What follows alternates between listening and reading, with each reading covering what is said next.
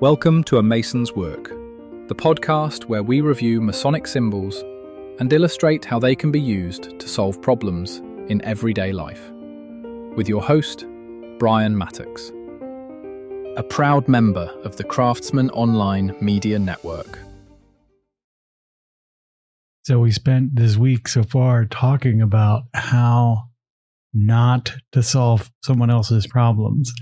And when a person comes to you and they bring you a conflict and they're stuck with a friend, and you know now, you're smart, you're wise, you know not to solve the problem for them. So you very carefully lean in and you say, well, have you thought about just talking to them? And you sit back and you feel like Yoda because you asked a question instead of giving advice.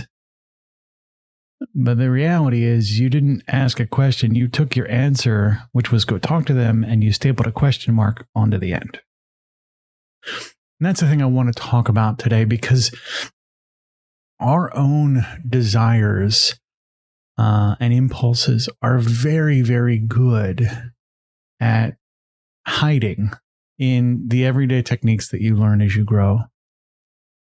The ego that you have that really wants to be that hero, that problem solver, that magical solution for other people where you feel powerful and capable and agentic and amazing, doesn't just kind of like leave because now you know you shouldn't solve problems. This is the work. It is a skill that you're going to have to work with and develop, and it's going to take a lot of time. But it's the heart of the 8th rule in the Workman's rules. You cannot work another person's stone, but you can lighten their load. Lightening the load is a real thing you can do. It never takes on solving their problem, but here's what it looks like. The first thing is letting them know they should not have to do this work alone. When someone's deep in a hard thing, grief, argument, anger, frustration, one of the things that you want to be very clear about early in those struggles is that they're not alone. That is step one, almost always. And it clearly, like, there's no decision there. There's no guidance in it. There's just, hey, I'm here with you. The second thing is kind of like being a witness, right? It's very strange, but the weight that someone has on their shoulders is oftentimes feels big because no one else can see it. By helping be the person that can talk about what they're going through without trying to solve it, that visibility, that connectedness to the thing that they're struggling with, that being a witness is outrageously valuable in the heat of discomfort, in the struggle of life. That abiding, the dude abides, and abiding itself does a ton of the work. People hear it in our sort of cultural dialogue when someone says, I felt seen. That's huge. And the third way that we can build relatedness here when it comes to helping other folks in their struggles is opening. And we talk a little bit about it. I mentioned it yesterday, and you have to be really, really careful here. But the worshipful master's job is to open. It is to open a space for work to be done. When we do this, oftentimes it helps just to ask good questions.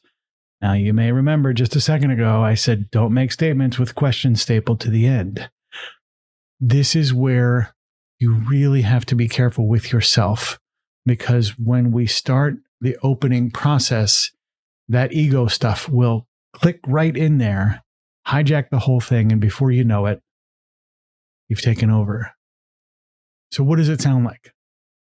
You might find yourself asking the question, are you sure that's a good idea? If you ask that question, what is that? That's judgment statements in reverse, right? That's the answer you've already picked, trying to get them to come to that conclusion, but that's still giving them the solution. So you really have to be careful with the opening conversation. And before you ask a question, ask yourself, do I know the answer I want them to have? If the answer is yes, I know exactly what I would like them to say, it's a good chance you're not opening, you're leading. You'll see it in all the courtroom dramas, leading the witness, right? We don't want to lead the witness with our questioning. That's where ego clicks in and where we have an answer we want them to get to, which again is a big part of the challenge we're trying to avoid. The ninth workman's rule, earns its keep here. The one about there's a right tool in the right place at the right time. Even a good question at the wrong moment is a tool misapplied. The most skillful thing you can do when you don't know if your ego is going to try to take over is just do the first two things. Let them know they're not alone and be a witness to their struggle. As we work through a little bit further tomorrow's episode and close the week, we'll talk just a touch more about how this stuff can be used in some easy and obvious examples in a way that helps you, again, maintain that connectedness and meaningfully take joy in the process of letting someone else solve their own stuff. See you tomorrow. The views represented in this podcast are those of the speaker alone and are not representative of any grand or subordinate lodge.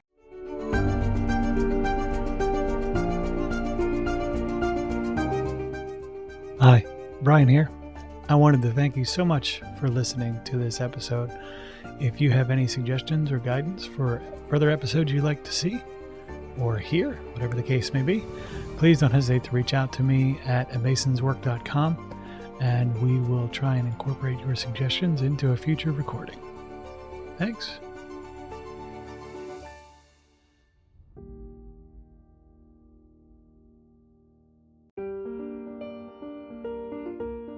Freemasonry teaches us that the true work is within, a lifelong journey of reflection, discipline, and discovery. At A Mason's Work, we help Masons bring out their best selves through meaningful self-inquiry and symbolic practice. From personal reflection to lodge engagement, we offer tools that turn symbols into action. Visit us at amasonswork.com. The work is within. The time is now.